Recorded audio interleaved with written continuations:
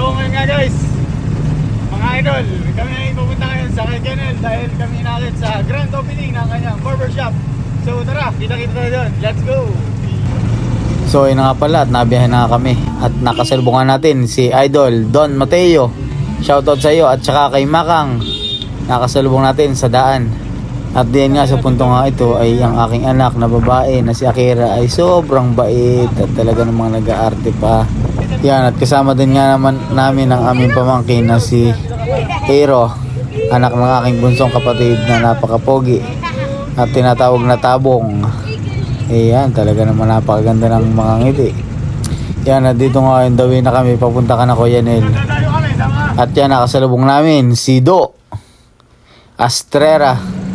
Yan, at saka yan, kasunod din natin ang ating idol na napakasipag, driver ng ambulansya. Shoutout sa iyo, idol. At yan, sa madalit sabi nga ay kami nakarating nga dito ka na Kuya Nel. At nababa na nga ang aking anak kasama si Tabong. At yan, dumire-diretso na kami. Yan, at dumiretso na nga kami at nakita ko na kaagad si Pinsan Arnold Robio at talaga namang bumabangka na kaagad. Talaga namang napakatindi na yung magpapauwil. Talaga namang grabe yung mga ngiti. Araw-araw. Napakasaya namin.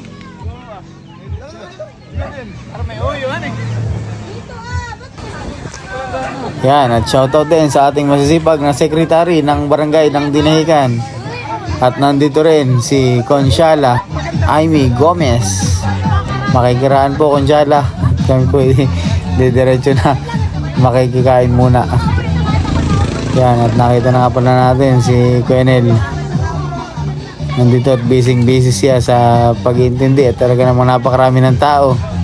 At natural at birthday yan na lang namang walang tao. Ito nga pala si Kenel, ang umakit sa atin. Thank you, Kenel.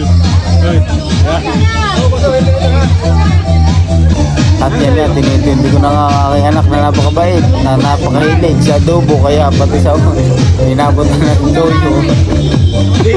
Ay, binira ko nga aking cameraman, nagpapalit na yan sa ulo. At yan, binakbakan na nga ng aking cameraman. Ang kalit ka ng lechon. At talaga namang nananayin sa sulok.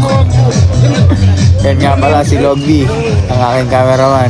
At yan, shoutout sa ating mga Consiala Rowena Astolano at kay Kagawad Amy Gomez at kay Kuya Kiki at Todong Ili. Yun lang.